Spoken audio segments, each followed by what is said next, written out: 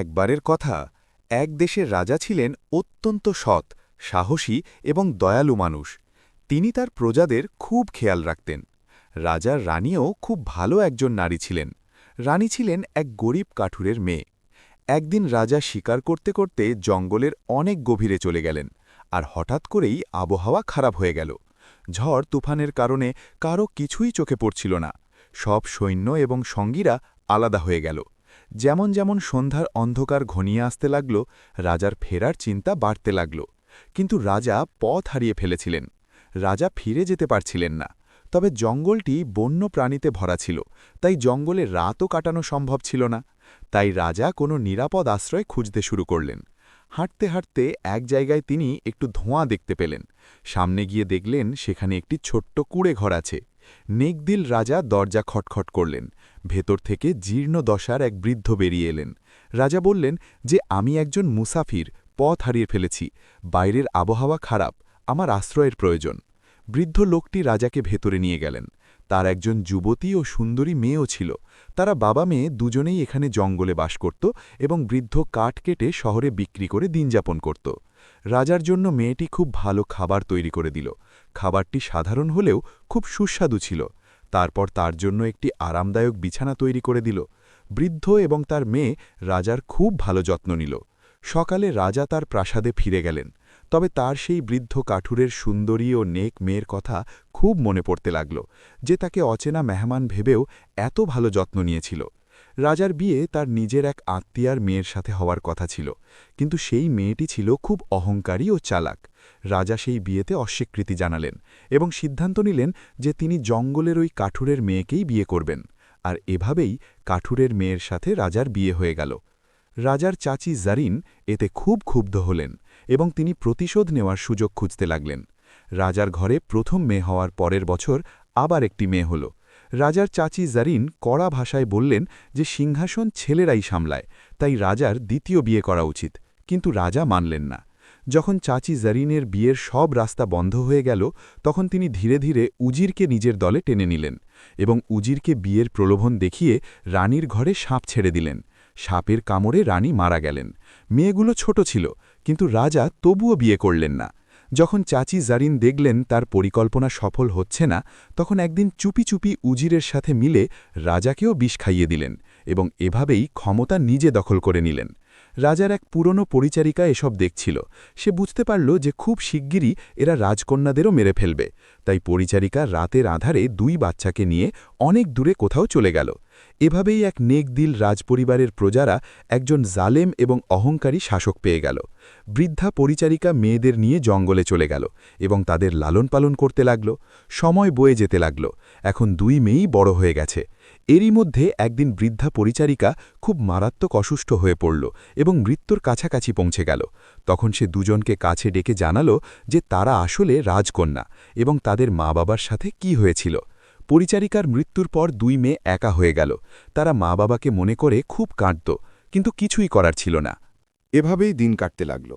একদিন এক রাজপুত্র জঙ্গলে শিকার করতে এলো। তার উজির হাসানও তার সাথে ছিল।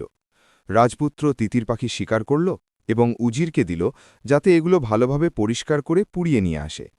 রাজপুত্র নিজে একটি বড় গাছের নিচে বিশ্রাম নিতে লাগল। উজির হাসান তিতির পরিষ্কার করে পানি দিয়ে ধুলো এবং একটু দূরে আগুন জ্বালিয়ে পোড়াতে লাগল। তার নজর সামনের কুঁড়েঘরের দিকে পড়ল, যেখানে এক অপূর্ব সুন্দরী মেয়ে দাঁড়িয়ে অবাক হয়ে উজির হাসানকে দেখছিল। উজির হাসানও অবাক হল যে জঙ্গলে এত সুন্দরী মেয়ে কোথা থেকে এলো। সে উঠে তার কাছে গিয়ে পরিচয় জানতে চাইল এবং মেয়ের হাল হকিকত জিজ্ঞেস করল। এর মাঝেই পোড়া গন্ধ এলো। উজির হাসান দৌড়ে ফিরে এলো, কিন্তু ততক্ষণে মাংস পুড়ে ছাই হয়ে গেছে। উজির হাসান খুব চিন্তিত হয়ে পড়ল। তখন মেয়েটি বলল, সরে দাঁড়াও, আমি তোমাকে এগুলো পুড়িয়ে দিচ্ছি। তারপর মেয়েটি তিতিরগুলো সুন্দর করে পুড়িয়ে দিল। রাজপুত্র অনেকক্ষণ ধরে অপেক্ষা করছিল যে উজির হাসান এত দেরি কেন করছে। আগে তো খুব তাড়াতাড়ি পুড়িয়ে আনত। উজির হাসান যখন পোড়ানো তিতির নিয়ে ফিরে এলো এবং রাজপুত্র তা খেল, তখন রাজপুত্র অবাক হয়ে উজির হাসানকে জিজ্ঞেস করতে লাগল যে আজ তুমি এত মজাদার করে কিভাবে পোড়ালে? এর আগে তো তোমার হাতে এমন জাদুকরী স্বাদ ছিল না। তখন উজির হাসান তাকে জানালো যে এখান থেকে একটু সামনে একটি কুঁড়ে ঘর আছে, সেখানে এক সুন্দরী মেয়ে থাকে, সেই এটি পুড়িয়ে দিয়েছে, কারণ আমি তো তাকেই দেখতে মগ্ন ছিলাম এবং আমার পোড়ানো তিতিরগুলো পুড়ে গিয়েছিল। এদিকে ছোট রাজকন্যা কুঁড়ে ঘরে ফিরে এলো। সে জঙ্গলের অন্য পাশে নদীতে কাপড় ধুতে গিয়েছিল। তখন বড় বোন তাকে উজির হাসানের আসার পুরো গল্প শোনাল, কিভাবে সে তাকে দেখছিল এবং তার জন্য তিতিরগুলো পুড়ে গিয়েছিল। তখন ছোট বোন বড় বোনকে বলল যে দেখো, সে এখন রাজপুত্রকে নিয়ে ফিরে আসবে, আর তুমি এতই সুন্দরী যে রাজপুত্র তোমাকে পছন্দ করে ফেলবে। তুমি রাজপুত্রের সাথে চলে যেও এবং বিয়ে করে নিও, আমার কথা কিছু বলো না। বড় রাজকন্যা সব কথা শুনে অস্বীকৃতি জানালো যে না, আমি তোমাকে ছেড়ে যাব না। কিন্তু ছোট রাজকন্যা জোর দিলে সে বলল, আমিও তোমার পেছনে পেছনে আসব, কিন্তু আমাদের সম্পর্ক দুনিয়ার সামনে আসবে না। এই কথা বলে সে বাইরে গেল এবং যখন ফিরে এলো তখন তার কাছে খুব ছোট ছোট সাদা ফুল ছিল। সেগুলো সে তার বড় বোনকে দিয়ে বলল যে যখন রাজপুত্র তোমাকে নিয়ে যাবে তখন তুমি পুরো রাস্তায় এই ফুলগুলো একটা একটা করে ফেলতে ফেলতে যাবে, এভাবে আমি তোমার কাছে পৌঁছে যাব। সব কথা বুঝিয়ে দিয়ে ছোট রাজকন্যা কুঁড়েঘর থেকে বেরিয়ে একটি ঝোপের আড়ালে লুকিয়ে পড়ল। এরই মধ্যে রাজপুত্র উজির হাসানের সাথে চলে এলো। বড় রাজকন্যার উপর চোখ পড়তেই সে তার প্রেমে পাগল হয়ে গেল। রাজপুত্র জিজ্ঞেস করল যে সে এই জঙ্গলে একা কি করছে। তখন রাজকন্যা তার ছোট বোনের শেখানো কথাগুলো রাজপুত্রকে বলতে লাগল, যে এখানে আমি আমার মা বাবার সাথে থাকতাম, আমার মা মারা গেছেন, বাবা আমার কাঠুরে ছিলেন, জঙ্গল থেকে কাঠ কেটে শহরে বিক্রি করে দিন যাপন করতাম। কয়েকদিন আগেই বাবাও দুনিয়া থেকে বিদায় নিয়েছেন। এখন দুনিয়ায় আমার কেউ নেই, তাই এখানে থাকি। রাজপুত্র যখন এসব শুনল সে তখনই বিয়ের প্রস্তাব দিল এবং সাথে যাওয়ার কথা বলল। রাজকন্যাও সাথে যেতে রাজি হয়ে গেল। রাজকন্যা পুটলিটা নিল, যার মধ্যে সাদা ফুল ছিল। রাজপুত্র রাজকন্যাকে নিজের সাথে ঘোড়ার পিঠে বসাল এবং রওনা হল। বড় রাজকন্যা একটা একটা করে ফুল ফেলতে থাকল। ওদিকে ছোট রাজকন্যা অন্ধকার থেকে বেরিয়ে এলো এবং সাদা ফুলগুলোর পিছু পিছু চলতে লাগল। রাজপুত্র রাজকন্যাকে নিয়ে প্রাসাদে পৌঁছাল এবং সরাসরি রাজা ও রানীর কাছে এলো এবং তাদের রাজকন্যার পুরো গল্প শোনাল এবং জানাল যে সে রাজকন্যাকে দ্বিতীয় বিয়ে করতে চায়। রাজপুত্রের প্রথম স্ত্রী ছিল তার খালার মেয়ে এবং তার খালাও বিধবা হবার পর প্রাসাদেই থাকত। যখন এই মা মেয়ে বিষয়টি জানতে পারল তখন তাদের খুব রাগ হল। তবে রাজপুত্রের স্ত্রী জানত যে রাজপুত্র যে কাজের জেদ ধরে তা সে করেই ছাড়ে, তাই সে বাহ্যিকভাবে খুব আনন্দ প্রকাশ করল এবং বলল যে কতই না ভালো লাগবে, রাজপুত্রের আবার বিয়ে হবে এবং আমরা সতীন নয় বরং বোন বোন হয়ে থাকব। যখন সে নিজেই খুশি মনে অনুমতি দিচ্ছিল তখন বাকিদের আর কী বা আপত্তি থাকতে পারে। এভাবেই ধুমধামের সাথে রাজপুত্রের বিয়ে হয়ে গেল। ছোট রাজকন্যা দুদিন পর শহরে প্রবেশ করল। দেখল শহরে উৎসবের আমেজ। সে এক বৃদ্ধা মহিলাকে জিজ্ঞেস করল, আম্মা, কি ব্যাপার, চারদিকে এত উৎসব চলছে কেন? তখন বৃদ্ধা জানাল যে আমাদের রাজপুত্র জঙ্গল থেকে একটি মিষ্টি মেয়ে পেয়েছে এবং রাজপুত্র তাকে বিয়ে করতে চলেছে, তাই পুরো শহর প্রস্তুতি নিচ্ছে। মেয়েটি বৃদ্ধাকে জিজ্ঞেস করল যে আমি কি কোনো কাজ পেতে পারি? আমি গ্রাম থেকে এসেছি, আমার মা বাবা নেই এবং থাকার কোনো জায়গাও নেই। তখন বৃদ্ধা মহিলা বলতে লাগল যে হ্যাঁ, আজকাল প্রাসাদে অনেক কাজ, আমিও ওখানেই যাচ্ছি। বৃদ্ধা মহিলার একটি মেয়ে ছিল যে কয়েকদিন আগেই অসুস্থ হয়ে মারা গিয়েছিল। সে ছোট রাজকন্যাকে বলল, তুমি আমার মেয়ে হয়ে আমার কাছেই থেকে যাও।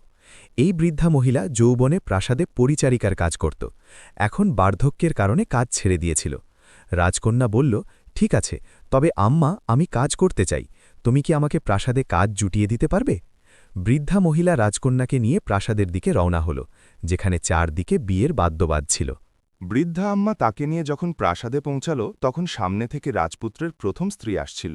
বৃদ্ধা আম্মা কুর্নিশ করে বলল, এ আমার ভাগ্নি, আজই গ্রাম থেকে এসেছে, একে প্রাসাদে কাজে রেখে দিন। রাজপুত্রের প্রথম স্ত্রী কিছুক্ষণ ছোট রাজকন্যার দিকে তাকিয়ে কিছু ভাবল, তারপর তাকে সাথে নিয়ে নিজের ঘরে এলো এবং বলতে লাগল যে এখানে প্রাসাদে সবাই রানীর অনুগত, আমি কাউকেই ছাড় দিতে পারি না। তুমি যদি আমার জন্য কাজ করো, আমি যেমন বলবো তেমনটি করো, তাহলে আমি তোমাকে অনেক গয়নাও টাকা দেব। ছোট রাজকন্যা বুঝে গিয়েছিল যে এই রাজপুত্রের প্রথম স্ত্রী।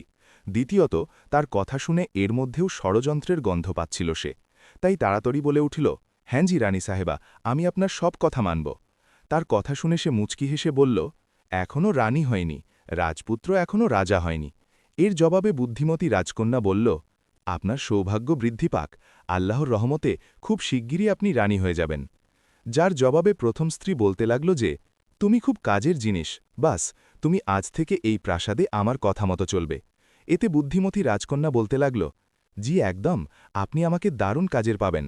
রাজপুত্রের প্রথম স্ত্রী এরপর বড় রাজকন্যার ঘরে এলো এবং তাকে বলতে লাগল, এ আজ থেকে তোমার দাসী, তোমার যা কাজ থাকে একে দিয়ে করিয়ে নিও।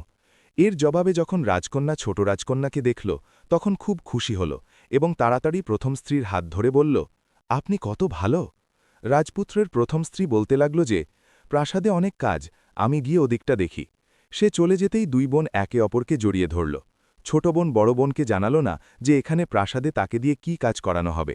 রাজপুত্রের বিয়ে হয়ে গেল, সবাই খুব খুশি ছিল, কেবল রাজপুত্রের প্রথম স্ত্রী ছাড়া। ছোট রাজকন্যা সারাদিন তার কাছে থাকত।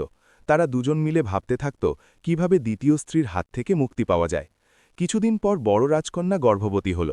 এই খবর বড় স্ত্রীর জন্য কেয়ামতের চেয়ে কম ছিল না, কারণ সে এতদিনেও রাজপুত্রকে কোনো সন্তান দিতে পারেনি। রানী, রাজা এবং রাজপুত্র খুব খুশি ছিলেন, তাই রাজকন্যার বিশেষ যত্ন নেওয়া হতে লাগল।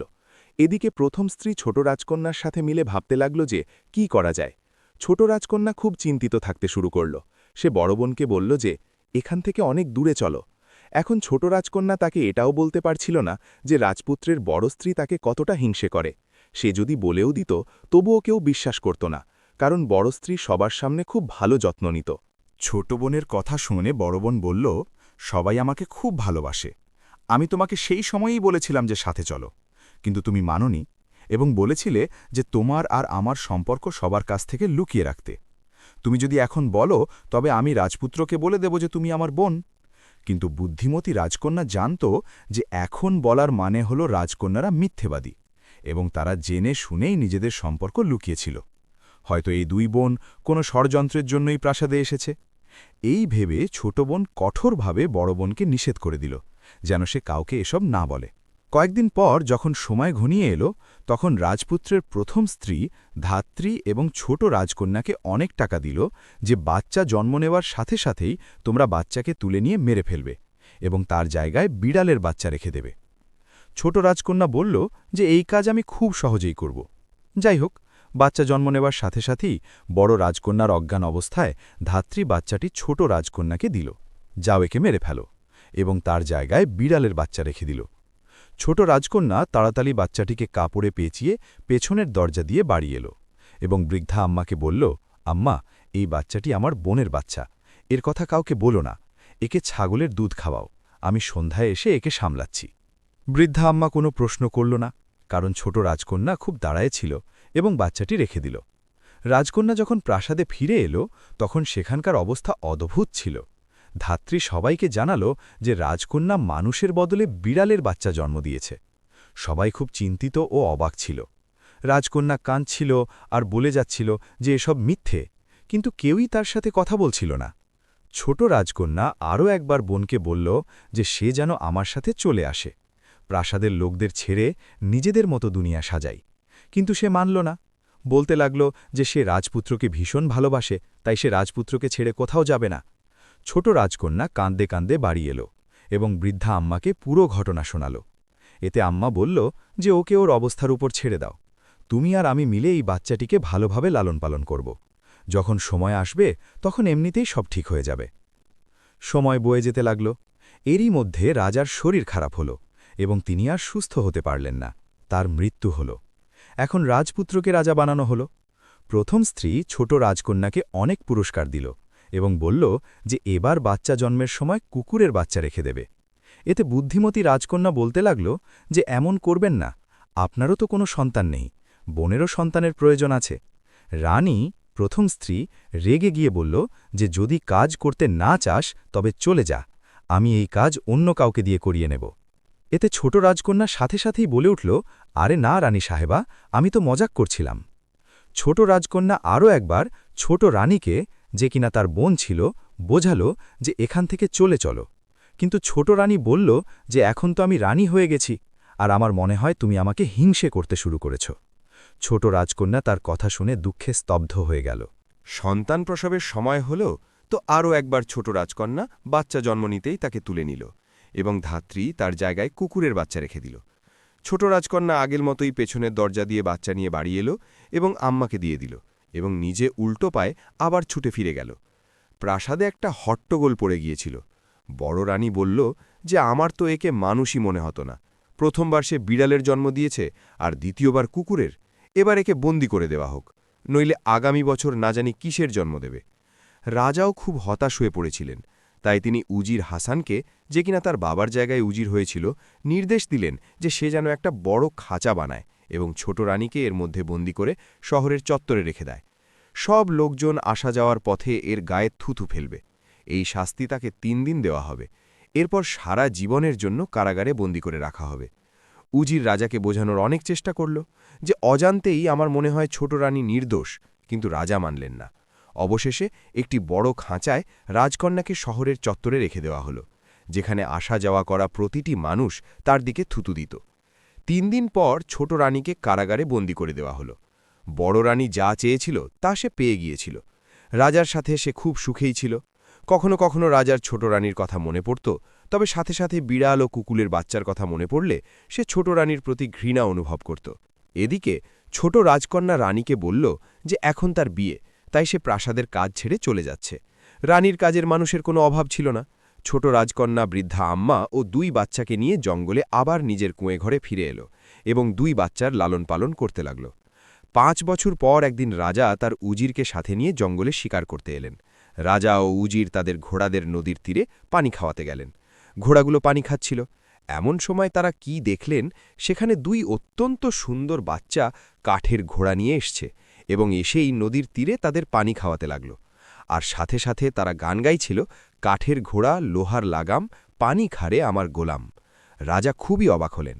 তিনি তাদের কাছে গেলেন এবং আদর করে বললেন যে মিষ্টি বাচ্চারা, কখনো কি কাঠের ঘোড়াও পানি খায়, আর তার কি লোহার লাগাম হয়? এর উত্তরে বড় ছেলেটি বলল যে কখনো কি একজন মানব নারী বিড়াল বা কুকুরের বাচ্চার জন্ম দিতে পারে?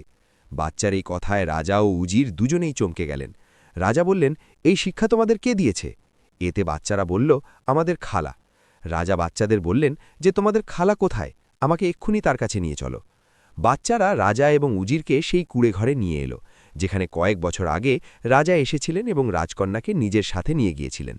রাজা এখানে তার পুরনো পরিচারিকাকে দেখে অবাক হয়ে গেলেন এবং জিজ্ঞেস করলেন যে হে মেয়ে, এই বাচ্চারা কারা এবং এই সব কি ব্যাপার? ছোট রাজকন্যা রাজাকে বলল যে আপনি কয়েক বছর আগে এখান থেকে যে মেয়েটিকে নিয়ে গিয়েছিলেন, আমি তার বোন। আমি জানতাম যে প্রাসাদে ষড়যন্ত্র হয়। এতে রাজা বললেন, তুমি আগে থেকেই সবকিছু কিভাবে জানতে? এতে রাজকন্যা বলল যে আমরাও কোনো সাধারণ ঘরের মানুষ নই, বরং আমরা 2 বোন ও রাজকন্যা। আমাদের বাবাও আপনার মতো রাজা ছিলেন।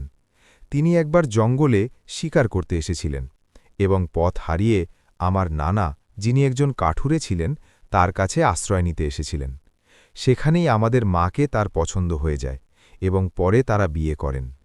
কিন্তু প্রাসাদে শুধু আমাদের মায়ের বিরুদ্ধেই ষড়যন্ত্র হয়নি, বরং আমাদের বাবা রাজাও এর শিকার হন এবং ষড়যন্ত্রের মাধ্যমে আমাদের মা-বাবাকে মেরে ফেলা হয়। আমাদের 2 বোনকে আমাদের মা-বাবার এক বিশ্বস্ত দাসী সেখান থেকে রাতারাতি নিয়ে এই জঙ্গলে চলে আসে, নইলে আমরাও বেঁচে থাকতাম না। তাই আমি বোনকে নিষেধ করেছিলাম যে সে যেন আমাদের সম্পর্কের কথা কাউকে না বলে। যদি প্রাসাদে সব ঠিকঠাক থাকত, তবে কিছু সময় পর আমি সামনে আসতাম। কিন্তু প্রাসাদে পৌঁছতেই আমি বুঝতে পারলাম যে খুব শিগগিরই বড় রাজকন্যার বিরুদ্ধে ষড়যন্ত্র হবে, কারণ আপনার রানী কাকতলায়ভাবে আমাকে দিয়েই এই সমস্ত কাজ করিয়েছিল। সে জানত না যে সে যার সাথে মিলে যার বিরুদ্ধে ষড়যন্ত্র করতে চলেছে, তারা দুজনে আপন বোন। তারপর ছোট রাজকন্যা শুরু থেকে শুরু করে প্রাসাদ ঝরা এবং বড় রানীর শাস্তির পুরো ঘটনা কাঁদতে কাঁদতে শোনাল এবং জানাল যে এই 2 বাচ্চা অন্য কেউ নয়, আপনারই সন্তান। রাজা 2 বাচ্চাকে বুকে জড়িয়ে ধরলেন। রাজা এবং উজিরও রাজকন্যার গল্প শুনতে শুনতে কাঁদতে লাগলেন। যখন রাজকন্যা পুরো গল্প শোনানো শেষ করল, তখন রাজা রাগে দাঁড়িয়ে গেলেন যে তিনি রানীকে ছাড়বেন না, তার মাথা কেটে ফেলবেন। কিন্তু রাজকন্যা আটকে দিল এবং বলল, সে ছোট রানীর অপরাধী। প্রথমে তো আপনি তাকে, অর্থাৎ ছোট রানীকে সসম্মানে মুক্তি দিন। এরপর ছোট রানীকে ক্ষমতা দিন যেন সে তার, অর্থাৎ বড় রানীর জন্য শাস্তি নির্ধারণ করে। রাজার কাছে বুদ্ধিমতী রাজকন্যার এই প্রস্তাব খুব পছন্দ হল। রাজকন্যা জানত যে বড় রাজকন্যা খুব দয়ালু, সে তাকে ক্ষমা করে দেবে, কারণ শাস্তি দিলেও সেই সময় আর ফিরে আসবে না যা ছোট রানী বন্দি দশায় কাটিয়েছে। এক বোন আর এক বোনের থেকে দূরে, আর 2 বাচ্চা মা ছাড়া কাটিয়েছে। রাজা 2 রাজপুত্রকে তার ঘোড়ায় বসালেন, এবং উজির, যে কিনা অনেকক্ষণ ধরে বুদ্ধিমতী রাজকন্যাকে আর চোখে দেখছিল এবং তার এই কাণ্ড রাজার কাছে গোপন ছিল না, তিনি মুচকি হেসে উজিরকে নির্দেশ দিলেন যে সে যেন রাজকন্যাকে নিজের ঘোড়ায় বসিয়ে নেয়। উজির রাজার কথা শুনে রাজকন্যাকে ঘোড়ায় বসিয়ে প্রাসাদের দিকে রওনা হল। ফিরে এসে রাজা বড় রানীকে হাত কড়া পরালেন এবং নিজে গিয়ে কারাগারে ছোট রানীর সামনে হাত জোড় করে কাঁদতে লাগলেন এবং বললেন, হে রানী, আমি সব ঘটনা জানতে পেরেছি, আমি তোমাকে মুক্ত করতে এসেছি। রানীকে বাইরে এনে বড় রানীর সামনে হাজির করা হল এবং উজির পুরো ঘটনা সবার সামনে ছোট রানীকে শোনাল। ছোট রানী বোনকে বুকে জড়িয়ে ধরে সব শুনতে লাগল। যখন সে জানতে পারল যে এই 2 বাচ্চা তারই নিজের বাচ্চা, তখন কাঁদতে কাঁদতে তার হেঁচকি ওঠার বন্ধ হচ্ছিল না। সে বাচ্চাদের এবং বোনকে জড়িয়ে ধরে কাঁদছিল। অবশেষে রাজা বললেন যে আজ সে প্রস্তুত, সে বড় রানীকে শাস্তি দিক। কিন্তু ছোট রানী এই বলে ক্ষমা করে দিল যে গত হওয়ার সময় তো আর ফিরে আসতে পারে না, দ্বিতীয়ত এসব আমার ভাগ্যেই লেখা ছিল, যা অবশ্যই হওয়ার ছিল, তাই আমি একে কোনো শাস্তি দেব না। যখন বড় রানী যে ভয়ে কাঁপছিল এই কথা শুনল, তখন সেও কাঁদতে কাঁদতে ছোট রানীর বুকে লুটিয়ে পড়ল এবং বলতে লাগল যে তুমি আমাকে ক্ষমা করে আমার উপর অনেক বড় অনুগ্রহ করেছ। প্রাসাদে উৎসবের ঘোষণা দেওয়া হল। এই সুযোগে উজির লজ্জিত হয়ে রাজামশাইয়ের কাছে নিজের এবং ছোট রাজকন্যার বিয়ের আবেদন জানাল। রাজা মুচকি হেসে ছোট রাজকন্যার দিকে তাকালেন। ছোট রাজকন্যার লজ্জায় মাথা নিচু করে নিল। কয়েকদিন পর খুব বড় এক আয়োজনে উজির এবং রাজকন্যার বিয়ে দিয়ে দেওয়া হল এবং সবাই হাসি আনন্দে দিন কাটাতে লাগল। প্রিয় বন্ধুরা, গল্পটি ভালো লাগলে লাইক করবেন, শেয়ার করবেন।